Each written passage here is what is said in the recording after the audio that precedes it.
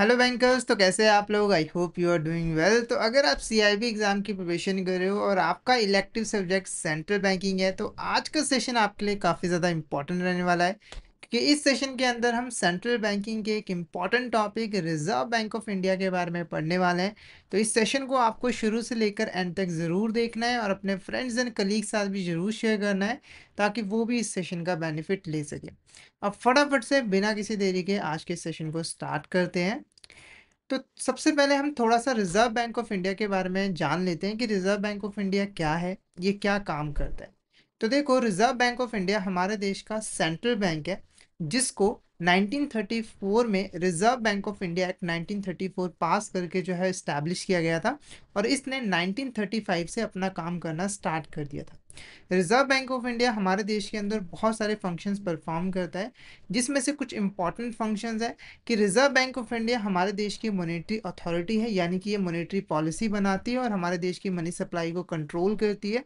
साथ ही साथ reserve bank of India हमारे एंटायर बैंकिंग सिस्टम को भी रेगुलेट करने का काम करती है, और ये गवर्नमेंट और बैंकों को भी वेरियस बैंकिंग सर्विसेज जो है वो प्रोवाइड करती है। ठीक है, तो ये एक ओवरव्यू हो गया रिजर्व बैंक ऑफ इंडिया का। अब इससे रिलेटेड जो क्वेश्चंस है उसको हम डिस्कस कर लेते हैं।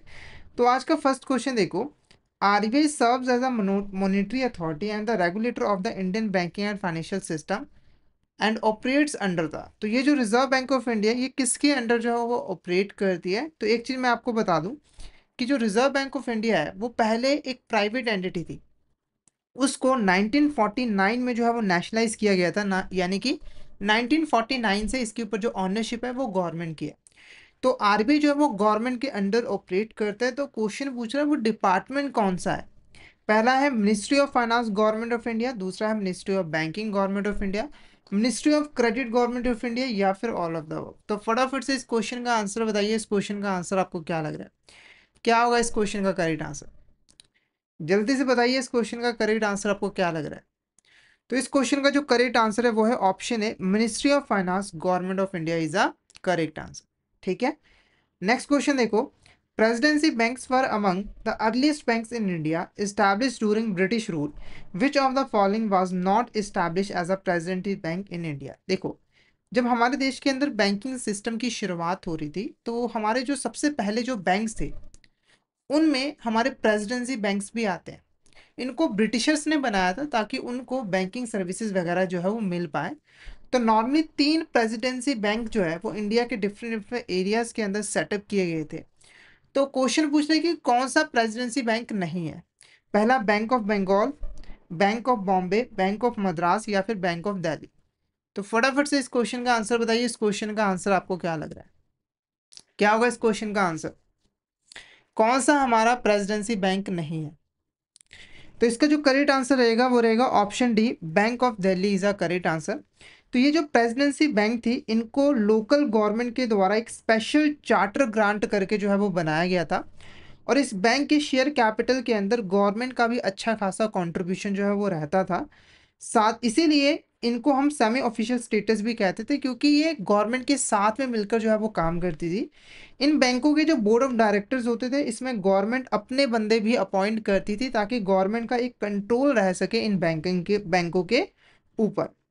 नेक्स्ट क्वेश्चन की अगर हम बात करें, what privilege did the presidency bank initially hold that was later transfer to government of India by passing of the paper currency act. ठीक है, तो प्रेसिडेंसी बैंक के पास ना एक प्रिविलेज होती थी। वो प्रिविलेज क्या होती थी? करेंसी नोट्स को इशू करना। यानी कि पहले हमारे देश के अंदर जो प्रेसिडेंसी बैंक थी वो करेंसी नोट्स को इशू करती थी। हालांकि 1862 के अंदर पेपर करेंसी एक्ट पास करके ये जो प्रिविलेज थी वो गवर्नमेंट ऑफ इंडिया को ट्रांसफर कर दी गई थी। यानी कि इसके बाद से गवर्नमेंट ऑफ इंडिया जो है वो इंडिया के अंदर करेंसी नोट्स को इशू करने लग गई थी। तो ऑप्शन सी आपका यहाँ पर करेक्ट आंसर जो है वो रहेगा। नेक्स्ट क्वेश्चन की बात करते हैं। The Chamberlain commission 1913 proposed the amalgamation of three presidency banks. Accordingly, the Imperial Bank of India was formed in 1921. Which two key central banking function did the Imperial Bank of India performed initially? देखो क्या था, 1913 के अंदर एक commission बनाई गई थी जिसका नाम था चैम्बरलिन कमीशन, और इसने रिकमेंडेशन दी थी कि हमें प्रेसिडेंसी बैंक्स को मर्ज करके यानी कि अमलगामेट करके एक सिंगल बैंक बना देना चाहिए। इसकी रिकमेंडेशन को मानकर 1921 में इंपीरियल बैंक ऑफ इंडिया को सेटअप किया गया था। तो इनिशियली ना ये दो इंपॉर्टेंट सेंट्रल बैंकिंग फंक्शन जो है वो परफॉर्म करते थे, वो कौन से थे? पहला क्या है, करेंसी नोट्स को इशू करना, कमर्शियल बैंक्स को रेगुलेट करना, या फिर गवर्नमेंट का बैंकर के तौर पे काम करना, बैंकों के बैंकर के तौर पर काम करना, या फिर इंटरेस्ट रेट को सेट करना और नॉन बैंकिंग फाइनेंशियल इंस्टीट्यूशंस को सुपरवाइज करना, या फिर मॉनेटरी पॉलिसी को कंडक्ट करना, फॉरेन एक्सचेंज रिजर्व्स को मेंटेन करके रखना। तो इस क्वेश्चन का जो करेक्ट आंसर रहेगा वो रहेगा option B is a correct answer. देखो, जब इंपीरियल बैंक ऑफ इंडिया को बनाया गया था तो ये दो ही सेंट्रल बैंक के फंक्शंस परफॉर्म करती थी, यानी कि ये गवर्नमेंट के लिए बैंक के तौर पर काम करती थी और देश के जो अदर बैंक्स हैं उनके लिए भी बैंक के तौर पर काम करती थी और इनको बैंकिंग सर्विसेज जो है वो प्रोवाइड करती थी। आगे चलकर ही ये जो आपका इंपीरियल बैंक ऑफ इंडिया, इसको 1955 में जाकर स्टेट बैंक ऑफ इंडिया में जो है वो कन्वर्ट कर दिया गया था। तो आज का जो हमारा एसबीआई बैंक है वो पहले इंपीरियल बैंक ऑफ इंडिया जो है वो हुआ करता था। नेक्स्ट क्वेश्चन की बात करते हैं, what committee recommend the establishment of the Reserve bank of India. तो किस कमेटी ने बोला था कि हमें रिजर्व बैंक ऑफ इंडिया को इस्टेब्लिश करना चाहिए? पहला है Chamberlain commission, Hilton Young commission, या फिर बेरिंग कमीशन, या फिर फॉलर कमेटी। फटाफट से इस क्वेश्चन का आंसर बताइए कि किस कमेटी ने बोला था कि हमें रिजर्व बैंक ऑफ इंडिया को इस्टेब्लिश जो है वो करना चाहिए? Chamberlain commission, Hilton Young commission, Baring commission, या फिर फॉलर कमेटी। फटाफट से इस क्वेश्चन का आंसर बताइए, इस क्वेश्चन का करेक्ट आंसर क्या लगा? तो इस क्वेश्चन का जो करेक्ट आंसर है वो है option B, the Hilton Young commission is a correct answer. अब हम ना थोड़ा सा इतिहास जान लेते हैं कि ये जो आरबीआई है इसको कैसे यहाँ पर सेटअप जो है वो किया गया था। तो देखो, आरबीआई को सेटअप करने के लिए जो बिल पास किया गया था, मतलब कि जो बिल लेकर आया गया था, सॉरी, वो 1927 के अंदर ही लेकर आ गया था। पर कुछ रीज़न की वजह से ना, कुछ यहाँ पर जो आपके लीडर्स थे उनके ओपिनियन में डिफरेंस था आरबीआई को लेकर, तो इस बिल को कैंसिल कर दिया गया था। और उसके बाद एक और नया बिल 1933 के अंदर जो है लेकर आया गया था, जिसको फाइनली 1934 में पास कर दिया गया था और उसे reserve bank of India act बना दिया गया था। और उसके बाद ही 1935 के अंदर आरबीआई ने इस एक्ट के अकॉर्डिंग काम करना जो है वो स्टार्ट कर दिया था। उसके बाद 1 जनवरी 1949 को इसको नेशनलाइज कर दिया गया था, यानी कि जो ऑनरशिप थी वो गवर्नमेंट के पास जो है वो चली गई थी। ठीक है, इससे आपको रिजर्व बैंक ऑफ इंडिया का थोड़ा सा इतिहास जो है वो समझ आ गया होगा। नेक्स्ट क्वेश्चन देखो, the bill to establish the RBI was introduced in January 1927 in Legislative Assembly, but it was dropped due to difference in views regarding। तो जैसे कि मैंने आपको बताया कि आरबीआई को बनाने का जो बिल था वो तो 1927 में ही आ गया था, पर हमारे जो लीडर्स थे उनके ओपिनियन में डिफरेंस आ गया था। तो वो जो डिफरेंस था वो किसके रिगार्डिंग था? पहला देखो, interest rate monetary policy framework and models के रिगार्डिंग डिफरेंस था, या फिर location physical infrastructure of reserve bank of India, या फिर capital requirement and reserve ratio for reserve bank of India, या फिर ownership constitution composition of its board of director. तो इस क्वेश्चन का जो करेक्ट आंसर वो है ऑप्शन डी। तो यहाँ पर जो आपके लीडर्स थे उनके ओपिनियन में डिफरेंस था कि रिजर्व बैंक ऑफ इंडिया का ऑनर कौन होगा, प्राइवेट सेक्टर होगा या पब्लिक सेक्टर होगा, उसकी कॉन्स्टिट्यूशन कैसे की जाएगी, उसके बाद जो बोर्ड ऑफ डायरेक्टर्स हैं वो कैसे होंगे, उनको कैसे अपॉइंट किया जाएगा, इसमें डिफरेंस आ गया था। नेक्स्ट क्वेश्चन की अगर हम बात करें, dash is the apex decision making body of the RBI, it includes governor, 4 deputy governors and few government appointed director. तो इसका जो आंसर है मैं सीधा बता देता हूँ, option B central board is the correct answer. जैसे एक नॉर्मल कंपनी के अंदर उसके बोर्ड ऑफ डायरेक्टर होते हैं ना, जो कि कंपनी से रिलेटेड इंपॉर्टेंट डिसीजंस लेते हैं कि कंपनी कैसे यहाँ पर जो है वो काम करेगी, उसके रिगार्डिंग पॉलिसीज बनाते हैं। ऐसे ही आरबीआई के जो टॉप डिसीजन मेकिंग बॉडी है वो सेंट्रल बोर्ड है, यानी कि सेंट्रल बोर्ड ही डिसाइड करते हैं कि आरबीआई कैसे काम करेगी, कौन कौन सी पॉलिसीज यहाँ पे जो है वो बनाई जाएंगी, मॉनेटरी पॉलिसी कैसे बनाई जाएगी और इसे कैसे इम्प्लीमेंट किया जाएगा। और इसका जो चेयरमैन होता है वो आपका आरबीआई का गवर्नर होता है। तो option B central board is a correct answer. उसके बाद देखो, RBI has a local boards in different regions of India, these board represent the interest of their respective regions and provide feedback and suggestion to the central bank on various economic and banking related issues. How are the members of local board selected? तो देखो, RBI के ना 4 local board है। कितने? 4 local board है, और वो हमारे देश के जो 4 डिफरेंट रीजन है, ईस्ट, वेस्ट, साउथ और नॉर्थ, उसके अंदर ऑपरेट करते हैं। और हर बोर्ड अपने रीजन के ऊपर फोकस करता है और वहाँ पर जो समस्याएं होती हैं बैंकिंग से रिलेटेड, बैंकों को रेगुलेट करने से रिलेटेड, उसके बारे में आरबीआई को फीडबैक जो है वो प्रोवाइड करती है। क्योंकि आरबीआई अकेला तो पूरे देश के ऊपर नजर नहीं ना रख सकता, इसीलिए लोकल बोर्ड बनाए गए हैं। तो ये जो लोकल बोर्ड है इसके जो मेंबर्स हैं वो कैसे अपॉइंट किए जाते हैं? पहला देखो, रीजनल बैंक रिप्रेजेंटेटिव इलेक्ट करते हैं, या फिर जो डायरेक्टली आरबीआई का जो गवर्नर है वो अपॉइंट कर देता है, या फिर इसे सेंट्रल गवर्नमेंट जो है वो नॉमिनेट करते हैं, या फिर एक इंडिपेंडेंट पब्लिक सिलेक्शन प्रोसेस जो है वो की जाती है।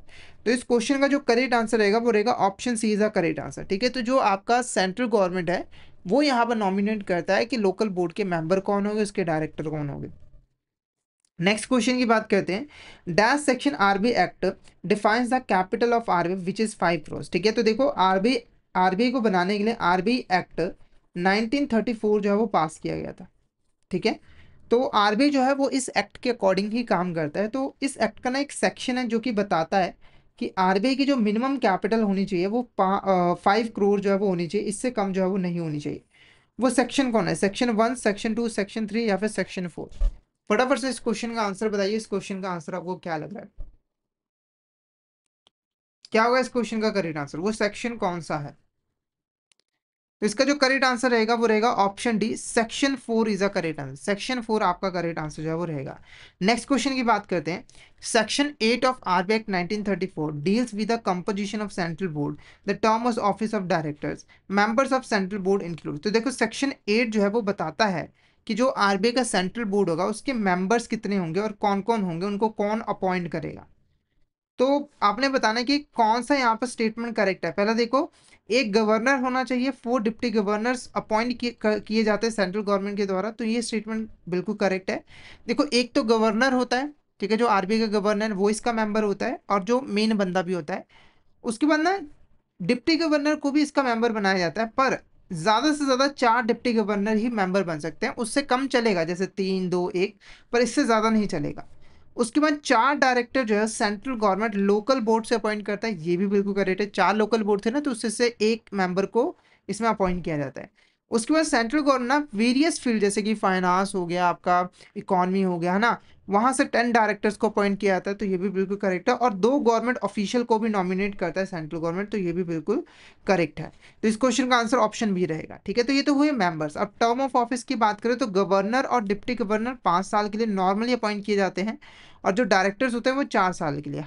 और ये जो 2 गवर्नमेंट ऑफिशियल हैं ये गवर्नमेंट की मर्जी होती है, किसी भी टाइम इसे अपॉइंट कर सकते हैं और जितने मर्जी टाइम के लिए रख सकते हैं, उसे बर्खास्त भी कर सकते हैं।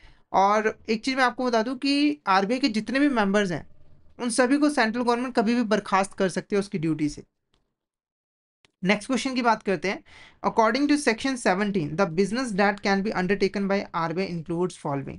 तो सेक्शन 17 बताता है कि आरबीआई कौन कौन से फंक्शंस परफॉर्म कर सकता है, और आरबीआई सिर्फ इन्हीं फंक्शंस को परफॉर्म कर सकता है। तो सेक्शन 17 के अकॉर्डिंग इनमें से कौन सा फंक्शन है जो आरबीआई परफॉर्म कर सकता है?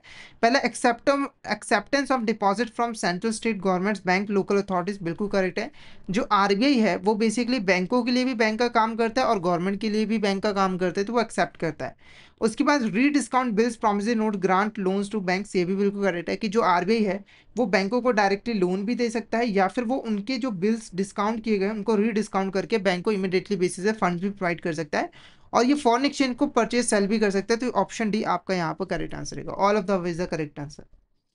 नेक्स्ट क्वेश्चन की अगर हम बात करें, according to section 19 business that RBI can not transact. तो जैसे सेक्शन 17 बताता था कि आरबीआई कौन कौन से बिजनेस कर सकता है, सेक्शन 19 बताता है कि आरबीआई कौन से बिजनेस जो है वो नहीं कर सकता है। ठीक है, तो इस सेक्शन के अकॉर्डिंग पहला देखो, purchase the shares of any banking company और एनी अदर कंपनी, बिल्कुल करेक्ट है कि जो आरबीआई है वो कैपिटल मार्केट में इन्वेस्ट वगैरह नहीं कर सकता है, ना ही ठीक है, और यानी कि वो किसी भी बैंकिंग कंपनी या फिर किसी और कंपनी के शेयर्स को परचेज नहीं कर सकता है।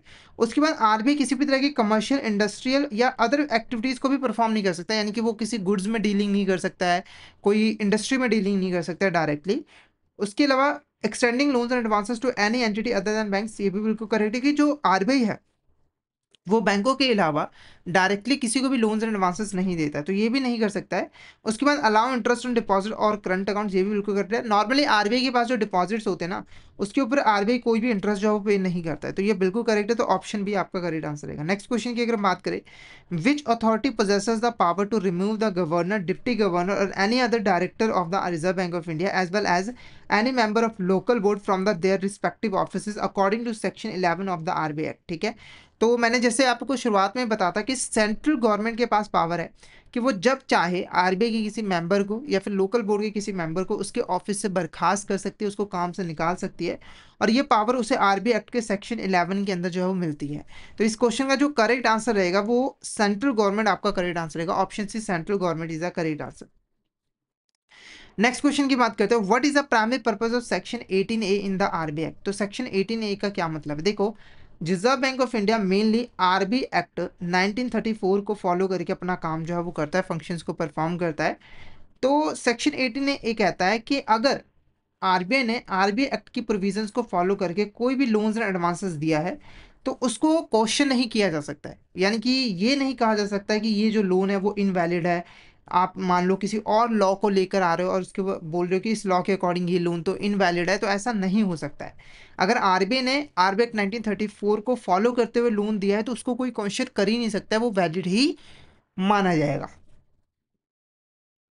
अब ऑप्शन देख लेते हैं। तो पहला देखो, टू ग्रांट लोन्स और advances to individuals and organization, तो ये गलत है।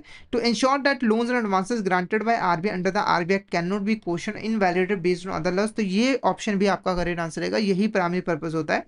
उसका to regulate the interest rate on loans provided by commercial banks, तो ये तो आप बैंक के पास राइट है ही नहीं कि वो रेगुलेट कर सके सीधा इंटरेस्ट रेट को।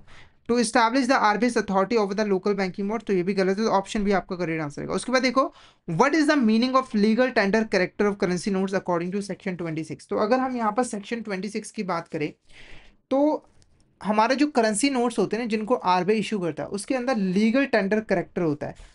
उसका क्या मतलब होता है? पहला, एक exclusive use of digital payments method for all transaction, या फिर acceptance of foreign currency alongside Indian rupees for payments, या फिर obligation of business to accept any form of payment from the customer regardless of its legal status, या फिर official recognition acceptance of currency notes issued by reserve bank of India as a valid form of payment within the country, तो option D is the correct answer. Legal tender character होने का मतलब है कि जो भी currency notes reserve bank of India issue करता है उसको पूरे इंडिया के अंदर एक वैलिड फॉर्म ऑफ पेमेंट जो है वो माना जाता है, उसको ऑफिशियली रिकॉग्नाइज किया जाता है और एक्सेप्ट किया जाता है।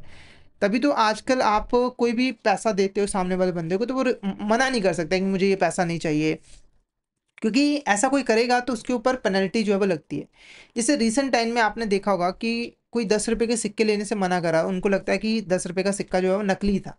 रिसेंट के टाइम्स का ही बात है।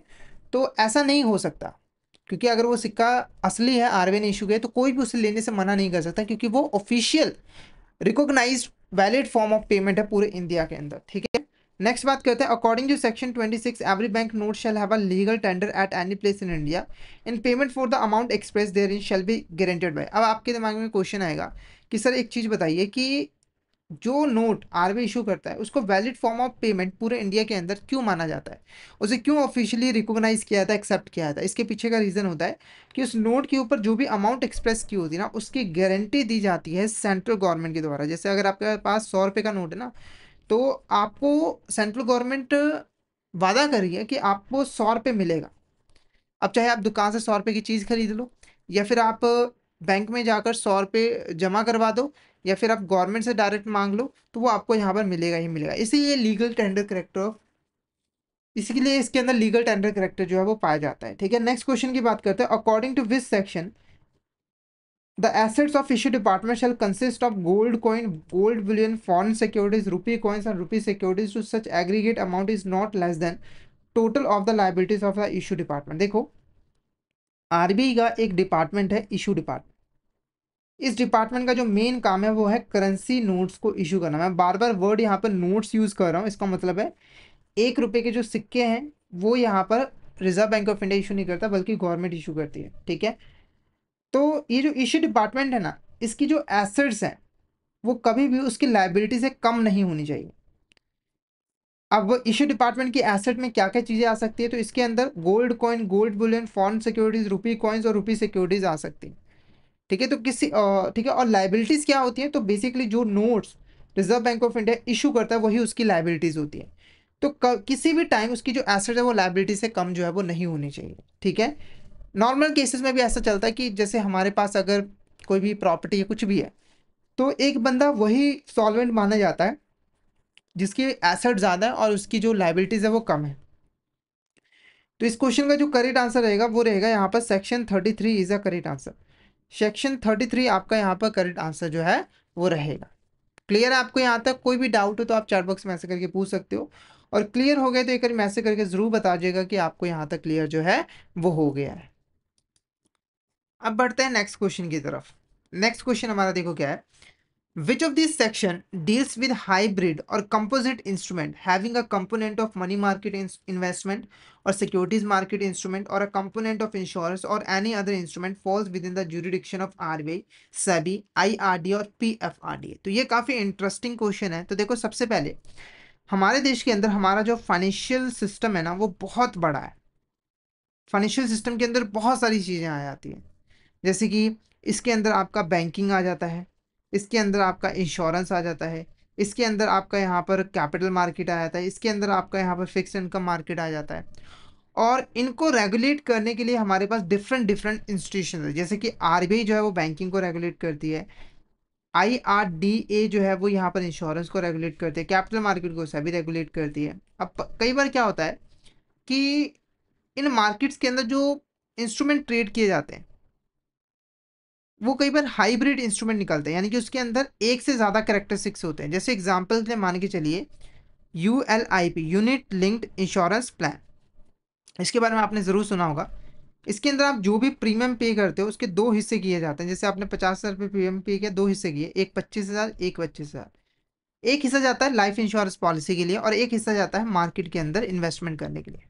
तो इस इंस्ट्रूमेंट के अंदर आपको एक तो इंश्योरेंस और कैपिटल मार्केट दोनों के करेक्टरिस्टिक जो है वो देखने को मिल रहे हैं, यानी कि इसको आरडीए भी रेगुलेट करेगा और सेबी भी रेगुलेट करेगा। कई बार क्या होता है कि रेगुलेटर्स के आपस में डिस्प्यूट हो जाता है, यानी कि वो राजी नहीं होते एक दूसरे की बात से, तो उस केस में फैसला नहीं हो पाता है। तो वहां पर ना सेक्शन 45Y वो कहता है कि इस केस में ना एक यहाँ पर ज्वाइंट कमेटी जो है वो बनाई जाएगी, जिसके अंदर ये जो रेगुलेटर्स है इनके जो रिप्रेजेंटेटिव है उनको अपॉइंट किया जाएगा। फिर ये ज्वाइंट कमेटी साथ में बैठ के जो है वो फैसला लेगी कि क्या करना है। नेक्स्ट क्वेश्चन की अगर हम बात करें, the consumer education protection department was set up in 2006 as a customer service department. It frames policy guidelines for consumer protection and oversees the functioning of the. तो देखो ये जो कंज्यूमर एजुकेशन प्रोटेक्शन डिपार्टमेंट है ये हमारे देश के अंदर जो कंज्यूमर्स हैं जैसे हम और आप लोग, उनको प्रोटेक्ट करने के लिए जो है बनाया गया था। ये बेसिकली गाइडेंस बनाती है ताकि कस्टमर को, कंज्यूमर को प्रोटेक्ट किया जा सके। और साथ के साथ ना ये कुछ यहाँ पर 22 offices of RBI ombudsman, 30 consumer education protection cells को जो है मॉनिटर करती है और रेगुलेट ओवरसी करती है कि वो अपना काम सही तरीके से कर रहे हैं या फिर नहीं कर रहे हैं। तो क्वेश्चन यही पूछ रहा था कि ये जो डिपार्टमेंट है वो किसकी फंक्शनिंग को ओवरसी करता है। तो इसका करेक्ट आंसर है 22 offices of RBI ombudsman and 30 consumer education and protection cells. Next question की बात करते हैं। Department of regulation cooperative banking regulate the state cooperative banks, district central cooperative banks, and primary cooperative banks. The Reserve Bank thus regulates the banking function of STBs, DCB, UCB under the provisions of। देखो पहले जो reserve bank of India था वो cooperative banks को regulate नहीं करता था, पर उसके बाद कुछ अमेंडमेंट्स की गई थी बैंकिंग रेगुलेशन एक्ट 1949 के अंदर, और यहाँ पर आरबीआई को पावर दी थी कि अब वो जो है कोऑपरेटिव बैंक्स को भी रेगुलेट कर सकते हैं, जिसके अंदर आपके सभी cooperative banks including state cooperative banks, district central cooperative banks, primary cooperative banks जो है वो आ जाती हैं। ठीक है, तो ये जो आरबीआई को पावर मिली है कोऑपरेटिव बैंक्स को रेगुलेट करने के लिए वो कहाँ से मिली है? पहला देखो क्या है, section 22-23 of the banking regulation act 1949, या फिर section 22-23 of the Reserve bank of India act 1934, या फिर section 24-25 of the banking regulation act 1949, या फिर section 24-25 of the Reserve bank of India act 1934। तो फटाफट से इस क्वेश्चन का आंसर बताइए। इस क्वेश्चन का करेक्ट आंसर आपको क्या लग रहा है? क्या होगा इस क्वेश्चन का करेक्ट आंसर? तो इस क्वेश्चन का जो करेक्ट आंसर है वो है option A is the correct answer. Section 22 और 23 of banking regulation act 1949 power देता है आरबीआई को कि वो यहाँ पर कोऑपरेटिव बैंक्स को रेगुलेट जो है वो कर सकता है। Option A is the correct answer. ठीक है, तो ये आपका यहाँ पर बेसिकली चैप्टर था रिजर्व बैंक ऑफ इंडिया से रिलेटेड। तो हमने रिजर्व बैंक ऑफ इंडिया से रिलेटेड कुछ इंपॉर्टेंट क्वेश्चंस को यहाँ पर डिस्कस कर लिया है। तो अगर हम यहाँ पर एक समरी प्रिपेयर करें तो रिजर्व बैंक ऑफ इंडिया हमारे देश का सेंट्रल बैंक है, जो कि हमारे देश के अंदर मॉनेटरी अथॉरिटी के तौर पे भी काम करता है और हमारे देश की मॉनेटरी पॉलिसी को बनाता है और मनी सप्लाई को कंट्रोल करने का काम करता है। ठीक है, उसके बाद ये जो आपका आरबीआई है वो बैंकों के लिए बैंक के तौर पर काम करता है और गवर्नमेंट के लिए भी बैंक के तौर पे जो है वो काम करता है। इसको 1934 में जो है वो इस्टेब्लिश किया गया था, 1934 एक्ट पास करके, और इसको 1949 में जो है वो नेशनलाइज जो है वो कर दिया गया था, और अब से इसके ऊपर पूरा कंट्रोल जो है वो गवर्नमेंट का है। तो ऑप्शन ए आपका करेक्ट आंसर जो है वो रहेगा, option A is the correct. Next जो हमारे यहाँ पे टॉपिक है वो है फंक्शंस ऑफ सेंट्रल बैंक। तो सेंट्रल बैंक के यहाँ पर क्या क्या फंक्शंस हैं, इसको डिस्कस करने से पहले अगर आप सिस्टमैटिक वे में सेंट्रल बैंकिंग की प्रिपरेशन करना चाहते हो तो आप हमारे कोर्सेज में एनरोल कर सकते हो, जहाँ पर हम आपको प्रोवाइड करवाते हैं कॉन्सेप्चुअल वीडियोस जो कि हमारे हिंदी और इंग्लिश लैंग्वेज के मिक्स में अवेलेबल होते हैं। इसी के साथ हम आपको mock test, mega mock test भी प्रोवाइड करते हैं, जिनकी हेल्प से आप इजीली रिवीजन कर सकते हो, प्रैक्टिस कर सकते हो, और कॉम्प्लीमेंट्री ई पीडीएफ नोट्स भी आपको दिए जाते हैं ताकि आप एग्जाम से पहले फटाफट उनको पढ़कर सारे कॉन्सेप्ट रिवाइज कर पाओ। ठीक है, और आपको प्रीवियस ईयर क्वेश्चंस भी जो मिल जाते हैं। तो हमारा कोर्स आपके लिए बेस्ट कोर्स रहने वाला है, तो जल्दी से हमारे कोर्स में एनरोल कर लीजिए। हमारे जो कोर्सेज है वो इजीली एक्सेसिबल है, आपको हमारे ऐप जो है वो ऐप स्टोर, प्ले स्टोर दोनों ही जगहों पे मिल जाएंगे। आपको जस्ट टाइप करना है लर्निंग सेशन आईबीएफ एग्जाम्स, और इन ऐप के थ्रू आप हमारे कोर्सेज में एनरोल कर सकते हो। इसके अलावा हमारी एक वेबसाइट भी है iweb.info, आप उसके थ्रू भी हमारे कोर्सेज में एनरोल कर सकते हो। अभी आपको हमारे कोर्सेज के ऊपर अप टू 82% तक का ऑफ मिलेगा, और अगर आपको कोर्स से रिलेटेड कोई भी क्वेरी चाहिए तो आप हमें इस व्हाट्सएप ग्रुप चैनल पर मैसेज कर सकते हो, जिसका नंबर है 8360944207। तो इस नंबर को जरूर जो है वो नोट डाउन कर लीजिएगा, और टेलीग्राम चैनल को भी जरूर ज्वाइन कर लीजिएगा, क्योंकि हम इसमें एग्जाम से रिलेटेड, क्लासेस रिलेटेड जितने भी इंपॉर्टेंट अपडेट्स हैं वो डालते रहते हैं। और अगर आपको भी किसी भी तरह की क्वेरी आती है तो आप इस चैनल पर मैसेज कर सकते हो। तो फटाफट से हमारे टेलीग्राम चैनल को ज्वाइन कर लीजिए ताकि कोई इंपॉर्टेंट अपडेट आपसे मिस ना हो जाए। इसका लिंक आपको वीडियो के डिस्क्रिप्शन बॉक्स में मिल जाएगा। नेक्स्ट जो हमारा यहाँ पे टॉपिक है वो है functions of a central bank. Functions of a central bank, तो एक सेंट्रल बैंक क्या क्या फंक्शंस जो है वो परफॉर्म करता है। तो पहले देखो, central bank historical supported governments by managing their finances including funding budget deficit, which of the following best describe the process of monetisation of government debt. ठीक है, देखो जो सेंट्रल बैंक है ना वो शुरू से ही गवर्नमेंट को सपोर्ट करने का काम करा है, यानी कि जरूरत पड़ने पर उन्हें फंडिंग जो है वो प्रोवाइड करता है। ठीक है, खास करके बजट डेफिसिट के दौरान, ताकि गवर्नमेंट अपना एक्सपेंडिचर सही तरीके से कर जो है वो पाए और देश की डेवलपमेंट हो सके। तो हमारे जो सेंट्रल बैंक है वो कभी भी डायरेक्टली सेंट्रल गवर्नमेंट को जो है सेंट्रल गवर्नमेंट को फंडिंग प्रोवाइड जो है वो नहीं कर सकते, तो उनके लिए वो मोनेटाइजेशन ऑफ गवर्नमेंट डेट का यूज करते हैं। तो कौन से स्टेटमेंट यहाँ पे डिफाइन कर रही है पूरी प्रोसेस को। पहले देखो, it is a process where central bank helps the government finance by its spending by purchasing government securities like treasury bills, bonds, creating new currency against this bills to provide loans to government. तो ये बिल्कुल यहाँ पे कर देगी। ये इसके अंदर होता क्या है कि जो सेंट्रल बैंक है वो यहाँ पर गवर्नमेंट को फाइनेंस प्रोवाइड करने के लिए गवर्नमेंट की जो ट्रेजरी बिल्स होते हैं, बॉन्ड्स होते हैं, उनको परचेज करते हैं, फिर उनको एज अ सिक्योरिटी लेकर न्यू करेंसी नोट जो है वो छापते हैं, और वो पैसा जो है वो दे दिया जाता है गवर्नमेंट को लोन की फॉर्म में। क्लियर है? कोई डाउट हो तो आप पूछ सकते हो। ये है आपका यहाँ पर मोनेटाइजेशन ऑफ गवर्नमेंट डेट। ऐसा इसलिए किया जाता है क्योंकि जो बैंक्स है, जो सेंट्रल बैंक है, वो डायरेक्टली सेंट्रल गवर्नमेंट को फंडिंग जो है वो प्रोवाइड नहीं कर सकती है। ठीक है, बाकी ऑप्शन देख लो। It involve the central bank borrowing money from commercial banks and then lending it to the government without creating any money. यानी कि इसके अंदर सेंट्रल बैंक क्या करता है, कमर्शियल बैंक से फंड्स को बोरो करता है, फिर वो गवर्नमेंट को दे देता है, और यहाँ पर कोई भी नई करेंसी नहीं छापी जाती। तो ये गलत है। In monetization of government debt central bank sells its own asset to the public to raise funds and then gives this money to the government. तो ये भी यहाँ पर जो है वो गलत है। सेंट्रल बैंक अपनी एसेट्स को सेल नहीं करता है फंडिंग रेज करने के लिए। तो इस क्वेश्चन का जो करेक्ट आंसर रहेगा वो रहेगा option A is the correct answer. Option A is the correct answer. ये जो स्टेटमेंट है वो यहाँ पर बेस्ट तरीके से मोनेटाइजेशन ऑफ गवर्नमेंट डेट की प्रोसेस को जो है वो डिफाइन कर रही है। नेक्स्ट क्वेश्चन की अगर हम बात करें, central bank provides credit to government department is often used to finance government spending and can impact the overall money supply inflation in the economy. What is the primary risk associated with excessive central bank credit to the government. देखो, central bank जो है वो credit provide करता है government को, चाहे वो किसी भी तरीके से करे, और गवर्नमेंट इस पैसे से क्या करती है, वो स्पेंडिंग करती है, और स्पेंडिंग करने से क्या होता है कि मनी सप्लाई इंक्रीज हो जाती है इकॉनमी के अंदर, और इन्फ्लेशन बढ़ने लग जाती है। तो हमारा क्वेश्चन उठता है कि अगर हम एक्सेसिव क्रेडिट प्रोवाइड करेंगे गवर्नमेंट को, सेंट्रल बैंक हमारा अगर एक्सेसिव क्रेडिट प्रोवाइड करेगा गवर्नमेंट को, तो क्या रिस्क यहाँ पर फेस करना पड़ेगा। पहला, unemployment rates, lower public spending, increase inflationary pressure, या फिर रिड्यूस टैक्स रेवेन्यू। तो फटाफट से इस क्वेश्चन का आंसर बताइए कि प्राइमरी रिस्क कौन सा एसोसिएटेड है excessive central bank credit to the government.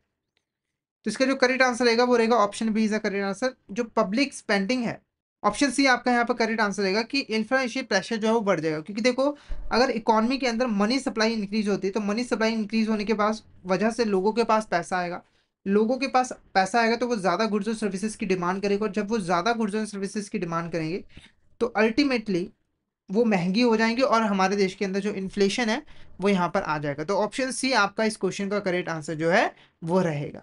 Clear है आपको यहाँ तक? एक बार चैट बॉक्स में मैसेज करके बता दीजिएगा, और कोई भी डाउट आता है तो आप बिंदास होकर पूछ सकते हैं। नेक्स्ट क्वेश्चन की तरफ बढ़ते हैं। Which of the following is not a role of central bank in supporting government? तो देखो सेंट्रल बैंक का एक इंपॉर्टेंट फंक्शन है कि उसे गवर्नमेंट को सपोर्ट करना है, ठीक है। तो कौन सा रोल नहीं है सेंट्रल बैंक का as a banker of government? पहले देखो, issuing government securities for borrowing programs, ठीक है। तो ये एक इंपॉर्टेंट रोल है सेंट्रल बैंक का कि वो यहाँ पर गवर्नमेंट के बिहाफ पर गवर्नमेंट की सिक्योरिटीज को इशू करता है, ताकि गवर्नमेंट के पास पैसा जो है वो आ सके, वो फंड्स को बोरो कर सके। तो ये एक इंपॉर्टेंट रोल होता है सेंट्रल बैंक का। उसके बाद providing financial advice to government, तो ये भी एक इंपॉर्टेंट रोल होता है। सेंट्रल बैंक जो है वो फाइनेंशियल एडवाइस प्रोवाइड करता है गवर्नमेंट को वेरियस मैटर्स के ऊपर। Acting as a custodian of government account, ये भी बिल्कुल करेक्ट है कि जो सेंट्रल बैंक है वो यहाँ पर एक तरह का कस्टोडियन होता है गवर्नमेंट अकाउंट्स का, यानी कि वो गवर्नमेंट अकाउंट को अपने पास मेंटेन करके रखता है।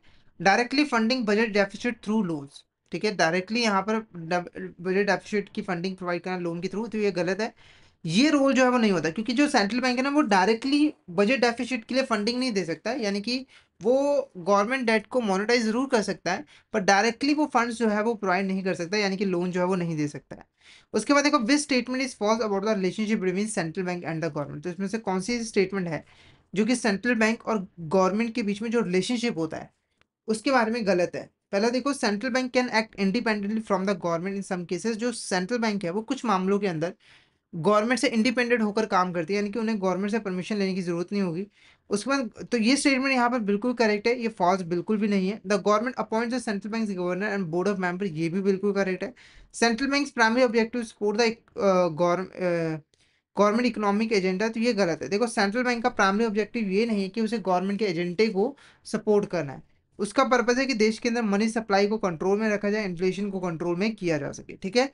उसके बाद both the central bank and the government share responsible economic wellbeing, ये बिल्कुल करेक्ट है कि जो बैंक है गवर्नमेंट है वो दोनों मिलकर जो है लोगों की भलाई के लिए जो है वो काम करते हैं, और वो इस रिस्पॉन्सिबिलिटीज को आपस में शेयर करते हैं,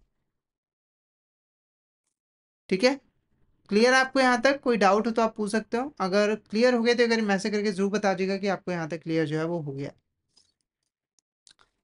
नेक्स्ट क्वेश्चन की बात करते हैं। Banks are required to maintain statutory reserves like cash reserve ratio with the central bank.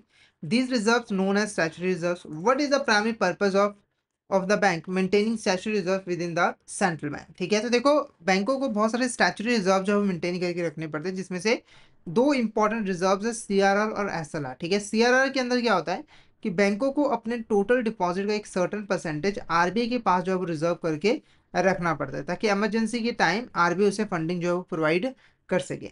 SLR के अंदर बैंकों को अपने टोटल डिपॉजिट का एक सर्टेन परसेंटेज अपने पास ही लिक्विड फॉर्म में जो है वो रखना पड़ता है। अब क्वेश्चन उठता है कि ये स्टैट्यूटरी रिजर्व्स की जरूरत क्या है, ये क्यों करना पड़ता है बैंकों को? प्राइमरी पर्पस क्या है? पहला, to ensure bank can earn interest on this reserve, तो वो इन रिजर्व्स के ऊपर इंटरेस्ट अर्न कर सके, तो ये गलत है, क्योंकि देखो इसके ऊपर कोई इंटरेस्ट मिलता ही नहीं। आरबीआई के पास जो डिपॉजिट करा है उसके ऊपर भी इंटरेस्ट नहीं मिलेगा, अपने पास जो लिक्विड फॉर्म में रखा है उसके ऊपर भी इंटरेस्ट नहीं मिलेगा। उसके बाद, to enable banks to invest in high risk asset, तो ये गलत है। Provide a cushion to ensure bank can meet their liabilities financial obligation, option D is a correct answer, ठीक है। तो बेसिकली स्टैट्यूटरी रिजर्व का प्राइमरी पर्पस यही होता है कि बैंकों को एक कुशन प्रोवाइड किया जाए, ठीक है, ताकि वो आसानी से अपनी लायबिलिटीज और फाइनेंशियल ऑब्लिगेशन को फुलफिल कर पाए अपने डिफिकल्ट टाइम के अंदर भी। तो ऑप्शन डी आपका यहाँ पर करेक्ट आंसर जो है वो रहेगा। नेक्स्ट क्वेश्चन हमारा देखो क्या है। The central bank sets the benchmark interest rate influencing the cost of borrowing and lending for banks. By adjusting these rates, it regulates credit availability and aiming to control inflation, stimulate economic growth. How does the central bank's control over interest rate impact banks' lending behavior? देखो होता क्या है कि central bank ने एक benchmark interest rate जो है वो सेट करता है, और ये जो बेंचमार्क इंटरेस्ट रेट होता है, जैसे कि एग्जांपल के लिए बैंक रेट, वो यहाँ पर बैंक की कॉस्ट ऑफ बोरोइंग और लैंडिंग दोनों को ही इन्फ्लुएंस करता है। और जो आरबीआई है वो इस बेंचमार्क इंटरेस्ट रेट को एडजस्ट कर जो क्रेडिट अवेलेबिलिटी है उसको रेगुलेट करता है, और इन्फ्लेशन को कंट्रोल करता है, और इकोनॉमिक ग्रोथ को स्टिमुलेट करता है। तो ये जो आपके सेंट्रल बैंक है उसका जो बेंचमार्क इंटरेस्ट रेट है उसमें अगर कोई चेंज आता है तो उसके ऊपर बैंक की जो लैंडिंग बिहेवियर है उसके ऊपर क्या इम्पैक्ट पड़ेगा। पहला देखो क्या है, मिनिमल इफेक्ट है, कोई भी इफेक्ट नहीं पड़ेगा क्योंकि बैंक जो है वो खुद के लैंडिंग रेट जो है वो सेट करते हैं रिस्क और मार्केट डिमांड के बेसिस पे। तो ये गलत है। क्यों? क्योंकि देखो बैंक जब अपना लैंडिंग रेट सेट कर रहे होते हैं तो वो बैंक रेट को जरूर कंसीडर करते हैं, हालांकि वो मार्केट डिमांड रिस्क भी देखते हैं, पर मेन जो चीज होती है वो बेंचमार्क इंटरेस्ट रेट होता है और उसी से डिटरमाइन करता है कि वो कितना इंटरेस्ट चार्ज करेगा। उसके बाद higher central bank rate discourage bank from lending as borrowing becomes more expensive. ये बिल्कुल करेक्ट है। कैसे? तो देखो एक बैंक जो है वो लैंडिंग करता है, ठीक। तो लैंडिंग करने के लिए वो पैसा कहाँ से लेकर आता है? तो एक सोर्स है उसके पास कि वो आरबीआई से लोन ले ले, और आरबीआई से वो जब लोन लेता है तो उसे बैंक रेट के ऊपर इंटरेस्ट पे करना पड़ता है। जैसे अगर बैंक ने 100 करोड़ रुपए का लोन लिया और 10% का बैंक रेट था, तो ये 10% है, यानी कि 1 करोड़ 1 साल का। ये भी सॉरी, 10 करोड़, 10 करोड़ 1 साल का, ये बेसिकली आपका इंटरेस्ट है। और ये इंटरेस्ट है तो ये बैंक के लिए एक तरह की कॉस्ट होगी। और अगर ये बढ़ जाता है, जैसे अगर ये 20% होगा, तो ये कॉस्ट बढ़कर कितनी हो जाएगी? 20 करोड़ हो जाएगी, जिससे बैंक को लॉस होगा। तो अब बैंक क्या करेगा? बोरविंग कम करेगा। बोरविंग कम करेगा तो उसके पास लैंडिंग करने के लिए पैसा कम रहेगा, तो वो लैंडिंग कम करेगा, जिससे अल्टीमेटली क्या होगा? आपका जो मनी सप्लाई है वो यहाँ पर कम हो जाएगा और कंट्रोल में आ जाएगा। उसके बाद ये लार्ज मल्टीनेशनल बैंक्स को ही अफेक्ट करती है और जो स्मॉलर डोमेस्टिक इंस्टीट्यूशन है उसको कोई इफेक्ट नहीं करती है, तो ये गलत है। उसके बाद जो सेंट्रल बैंक रेट्स है उसमें अगर चेंजेस आते हैं तो interest rate charge by credit card company उसके ऊपर कोई इंपैक्ट नहीं पड़ता है, तो ये भी गलत है क्योंकि पड़ता है इम्पैक्ट। उसके बाद देखो, विच of the following statement is not true about the relationship between central bank and commercial bank. Central bank और कमर्शियल बैंक के बीच में जो रिलेशनशिप पाया जाता है उसके रिगार्डिंग कौन सी स्टेटमेंट ट्रू नहीं है? पहला, central bank sets regulation supervise the activities of banks, बिल्कुल करेक्ट है। जो सेंट्रल बैंक है ना, वो यहाँ पे जो नॉर्मल बैंक्स है उनके लिए रेगुलेशन सेट करता है और उनकी एक्टिविटीज को सुपरवाइज करता है, तो ये बिल्कुल करेक्ट है क्योंकि सेंट्रल बैंक नॉर्मली देश का बैंकिंग सिस्टम का रेगुलेटर होता है, ठीक है। उसके बाद central bank can act as a lender of last resort in case of extreme financial distress, ये भी बिल्कुल करेक्ट है। जब बैंकों को कहीं से भी लोन नहीं मिलता है, बैंक ने हर हर किसी के सामने उसने हाथ फैला लिया कि मुझे लोन दे दीजिए, मेरे को बहुत फाइनेंशियल डिफिकल्टी है, तो वहां पर जो लास्ट ऑप्शन बचती है बैंक के पास वो आरबीआई होता है, और आरबीआई उसे लोन दे भी देता है। इसीलिए आरबीआई को यहाँ पर लेंडर ऑफ लास्ट रिजॉर्ट जो है वो माना जाता है। उसके बाद सेंट्रल बैंक जो बेंचमार्क इंटरेस्ट रेट सेटअप करता है वो यहाँ पर बोरविंग और लैंडिंग दोनों को ही इन्फ्लुएंस करता है बैंकों की। तो ये सभी करेक्ट है, तो option D none of the above is the correct answer, क्योंकि इसमें से कोई भी स्टेटमेंट गलत है ही नहीं, सारी की सारी स्टेटमेंट बिल्कुल सही है, तो ऑप्शन डी आपका करेक्ट आंसर जो है वो रहेगा।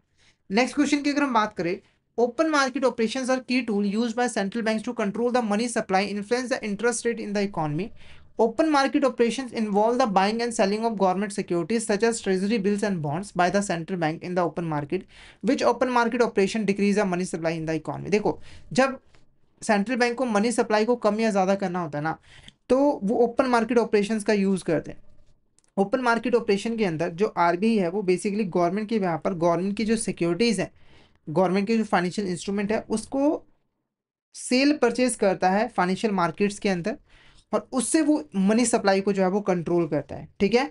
तो क्वेश्चन पूछ रहा है कि इसमें से कौन सा ऐसा एक्शन है, ऑपरेशन है, ठीक है, जो कि यहाँ पर मनी सप्लाई को डिक्रीज कर देगा। जैसे आरबीआई को लगता है कि हमें इकोनॉमी के अंदर मनी सप्लाई को कम करना चाहिए, तो वो कौन सा ओपन मार्केट ऑपरेशन परफॉर्म करेगा? ध्यान रखना है, ओपन मार्केट ऑपरेशन के अंदर दो ऑपरेशन है, एक है गवर्नमेंट सिक्योरिटीज को बाय करना मार्केट से, एक है गवर्नमेंट सिक्योरिटीज को सेल करना मार्केट के अंदर, ठीक है। पहले देखो, central bank boys government securities from the commercial bank, तो हुआ क्या? देखो, अगर 100 करोड़ रुपए की सिक्योरिटी है, तो अगर आरबीआई ने एक सेंट्रल बैंक आरबीआई ने अगर कमर्शियल बैंक से इसको खरीदा, तो आरबीआई ने 100 करोड़ रुपए कमर्शियल बैंक्स को पे किए होंगे, जिससे कमर्शियल बैंक के पास 100 करोड़ रुपए आए होंगे, और अब इसके पास लैंडिंग करने के लिए ज़्यादा पैसा है, तो अल्टीमेटली इससे तो मनी सप्लाई इंक्रीज होगी, क्योंकि इसके पास 100 करोड़ रुपए आएगा तो ये आगे कस्टमर को 100 करोड़ रुपए देगा, ठीक है। अब ये तो हो रही एक बैंक की बात, और भी तो बैंक्स हमारी होंगी ही। तो अगर आरबीआई यहाँ पर परचेज करता है गवर्नमेंट सिक्योरिटीज वो कमर्शियल बैंक से, तो इससे तो मनी सप्लाई इंक्रीज होगी ना कि डिक्रीज होगी। उसके बाद सेंट्रल बैंक जो है वो सेल्स गवर्नमेंट सिक्योरिटीज से कमर्शियल बैंक, ये थोड़ा ठीक तरीका है। जैसे अगर आरबीआई ने 100 करोड़ की जो सिक्योरिटीज है वो कमर्शियल बैंक को सेल कर दी है, तो कमर्शियल जो बैंक है वो यहाँ पर जब परचेज करेगा तो 100 करोड़ रुपए आरबीआई को पे करेगा, आरबीआई वो पैसा गवर्नमेंट को दे देगी, तो 100 करोड़ रुपए मार्केट से निकल जाएगा, तो मार्केट के अंदर मनी सप्लाई जो है वो कम हो जाएगी, ठीक है। तो ऑप्शन भी आपका करेक्ट आंसर रहेगा। उसके बाद देखो, central bank lowers the reserve requirement for commercial bank, ये गलत है। देखो, अगर जो रिजर्व रिक्वायरमेंट्स है उसको कम कर दिया जाए। जैसे अगर मान के चले एक एबीसी बैंक है, उसकी जो रिजर्व रिक्वायरमेंट्स थी वो 10% जो थी वो आपके यहाँ पर सीआरआर थी और 20% आपकी एसएलआर थी, तो टोटल कितनी होगी 30%। यानी कि अगर इसके पास 100 करोड़ रुपए है तो 30 करोड़ इसे रिजर्व करके रखना पड़ेगा, तो इसके पास सिर्फ 70 करोड़ रुपए है लोन देने के लिए। अगर ये बढ़ जाए तो जैसे यहाँ पर लोअर है तो हम इसको कम कर देते हैं। जैसे अगर ये कम होकर 25% रह जाए दोनों को मिलाकर, तो अब यहाँ पर रिजर्व रिक्वायरमेंट 25 करोड़ रह जाएगी और 5 करोड़ रुपए बैंक के पास ज़्यादा हो जाएंगे, जिससे ये लोन दे सकता है। और इससे तो 5 करोड़ रुपए की मनी सप्लाई इकॉनमी के अंदर इंक्रीज हो जाएगी, तो ये तो गलत हो जाएगा। उसके बाद bank reduces the discount rate for commercial bank, तो ये भी गलत है। क्यों? देखो, अगर मान के चलिए कि जो कमर्शियल बैंक है एबीसी बैंक है, वो यहाँ पर डिस्काउंट रेट जो है वो 10% का है, इंटरेस्ट रेट बेसिकली। तो अगर इंटरेस्ट रेट 10% का है तो कॉस्ट कितनी है? 10%। अगर इसे कम कर दिया जाए 5%, तो कॉस्ट कम हो जाएगी। कॉस्ट कम हो जाएगी तो बैंक और ज़्यादा बोरिंग करेगा, और ज़्यादा बोरिंग करेगा तो उसके पास और ज़्यादा फंड्स आएंगे, जिससे वो पब्लिक को और ज़्यादा लोन देगा और मनी सप्लाई अल्टीमेटली इंक्रीज हो जाएगी। उसके बाद देखो, cash reserve ratio is the specified amount of bank deposit which bank required to keep with the RBI in the form of reserves and balances. What would happen if the CR is increase? तो cash reserve ratio का meaning मैंने आपको समझा दिया। अगर CRR को increase किया जाएगा तो क्या होगा? पहले देखो, एग्जांपल समझेंगे। एबीसी बैंक है, सीआर रिक्वायरमेंट अभी 10% की है। इसके पास अगर मान के चलिए कि बाकी सारी रिजर्व रिक्वायरमेंट को फुलफिल करने के बाद इसके पास 100 करोड़ रुपए बचे हैं, तो 10%, 10 करोड़ उसे आरबीआई के पास रखना पड़ेगा। 90 करोड़ रुपए अब इसके पास लोन देने के लिए बचे हैं। ठीक है, अब सीआरआर को इंक्रीज कर दिया गया, 20% कर दिया गया, तो अब यहाँ पर 20 करोड़ रुपए इसे आरबीआई के पास रिजर्व करके रखने पड़ेंगे। अब इसके पास सिर्फ 80 करोड़ रुपए का 80 करोड़ रुपए है लोन देने के लिए। यानी कि यहाँ पर मनी सप्लाई आपकी क्या हो जाएगी? डिक्रीज हो गई है। आपकी यहाँ पर मनी सप्लाई क्या हो गई? डिक्रीज हो गई है, क्योंकि रिजर्व रिक्वायरमेंट बढ़ने की वजह से बैंकों को ज़्यादा पैसा अपने पास रिजर्व करके रखना पड़ रहा है और लोन देने के लिए कम पैसा, और जब वो लोन कम देंगे तो अल्टीमेटली मनी सप्लाई जो है वो कम हो जाएगी। तो इस क्वेश्चन का करेक्ट आंसर क्या रहेगा? इस क्वेश्चन का जो करेक्ट आंसर रहेगा कि जो क्रेडिट फ्लो है इकोनॉमी के अंदर वो डिक्रीज हो जाएगा, यानी कि जो क्रेडिट जा रहा है इकोनॉमी के अंदर वो यहाँ पर डिक्रीज हो जाएगा। तो option D is the correct answer. बाकी देखो, bank will earn high interest on their reserves, गलत है, क्योंकि बैंकों को अपने रिजर्व के ऊपर इंटरेस्ट मिलता ही नहीं है। उसके बाद फाइनेंशियल सिस्टम के अंदर जो लिक्विडिटी है वो यहाँ पर इंक्रीज हो जाएगी। ठीक है, तो या फिर bank will have more money available for lending, तो ये गलत है। तो ऑप्शन डी आपका यहाँ पर करेक्ट आंसर जो है वो रहेगा। ठीक है, नेक्स्ट क्वेश्चन की बात करते हैं। What is the meaning of internal value of currency? तो इंटरनल वैल्यू ऑफ करेंसी का क्या मतलब है, एग्जांपल से समझाऊंगा। जैसे यहाँ पर एक हमारी इंडिया कंट्री हो गई। ठीक है, इंडिया की करेंसी क्या है? रुपी है। तो रुपी की ना एक इंटरनल वैल्यू है और एक एक्सटर्नल वैल्यू है। इंटरनल वैल्यू क्या है? देखो, एक रुपी की इंडिया के अंदर क्या वैल्यू है उसको हम इंटरनल वैल्यू कहते हैं। जैसे बेसिकली ये डिनोट करता है कि रुपी की इंडिया के अंदर परचेजिंग पावर क्या है। जैसे अगर 1 रुपए से आप एक टॉफी खरीद सकते हो, तो ये आपकी यहाँ पर परचेजिंग पावर होगी रुपये की इंडियन इकोनॉमी के अंदर। तो ये जो 1 रुपये है वो इंटरनल वैल्यू होगी। ठीक है, उसके बाद एक्सटर्नल वैल्यू क्या है कि आप इंडिया से बाहर रुपये की क्या वैल्यू है। जैसे अभी करंट अभी मेरे को जो रेट है वो 88 लग रहा है। ठीक है, मान लो 88 यूरो, ऐसे जस्ट एग्जाम्पल है। तो यहाँ पर देखो, हमारे 1 यूरो के इक्वल 88 रुपीज़ है। तो यहाँ पर हमारे एक्सटर्नल वैल्यू जो है वो कम है, तो ये जो 80 रुपीज़ है, 88 रुपये है, ये आपकी एक्सटर्नल वैल्यू जो है वो कहलाएगी। तो इस क्वेश्चन का करेक्ट आंसर क्या रहेगा? पहला देखो, internal value of a currency refers to existing rate compare to foreign currencies indicated how much foreign currency या unit of domestic currency can buy. तो ये ऑप्शन है आपका करेक्ट आंसर रहेगा। ठीक है, सॉरी, ये करेक्ट नहीं है, ये गलत ऑप्शन है। क्योंकि देखो, ये क्या कह रहा है? ये क्या कह रहा है कि इंटरनल वैल्यू ऑफ करेंसी एक ऐसा एक्सचेंज रेट है जिसको हम फॉरेन करेंसी के साथ कंपेयर कर पाते हैं। ठीक है, तो ये गलत है। ठीक है, नेक्स्ट बात करते हैं। Internal value of currency refers to its purchasing power within a country's own economy. It's about how much goods and services unit of currency can buy domestically. तो ये यहाँ पर बिल्कुल करेक्ट है कि आप डोमेस्टिकली आपकी जो करेंसी है वो कितना सामान खरीद सकते हो, उसकी परचेजिंग पावर क्या है, उसी को हम इंटरनल वैल्यू ऑफ करेंसी कहते हैं। उसके बाद नेक्स्ट हमारा क्या है? Internal value of currency determined by the amount of gold reserves as country holds and has no relation to domestic purchasing power. तो ये गलत है। उसके बाद internal value of currency measures the total amount of currency in circulation within the economy irrespective of its ability to purchase goods and service. तो ये भी यहाँ पर गलत है, क्योंकि इसे हम मनी सप्लाई कहेंगे, क्योंकि ये बोल रहा है कि टोटल अमाउंट ऑफ करेंसी जो सर्कुलेशन में इकोनॉमी के अंदर, तो वो तो मनी सप्लाई हुआ। तो इस क्वेश्चन का जो करेक्ट आंसर रहेगा वो ऑप्शन बी ही रहेगा। Option B is a correct answer. Next एक और क्वेश्चन देख लेते हैं। How is the exchange rate determined according to the purchasing power parity theory. सबसे पहले एक्सचेंज रेट क्या है इसको समझिए। देखो, जब हम एक्सटर्नल वैल्यू की बात करते हैं तो हमारी रुपये की एक्सटर्नल वैल्यू क्या है वो कैसे पता लगेगी। इसके लिए हमें किसी दूसरे देश की करेंसी के साथ उसे कंपेयर करना पड़ेगा। ठीक है, तो जब हम कंपैरिजन करते हैं, जैसे मैंने कंपैरिजन किया कि हमारे जो 80 रुपये हैं वो $1 के इक्वल है, तो ये जो रेट है ना, ये एक्सचेंज रेट है और इस रेट के ऊपर ही हम करेंसी को एक्सचेंज करते हैं। यानी कि अगर आपको 1 USD चाहिए तो आपको 80 रुपीज़ जो है वो पे करने पड़ेंगे। कितने? 80 रुपीज़ जो है वो पे करने पड़ेंगे।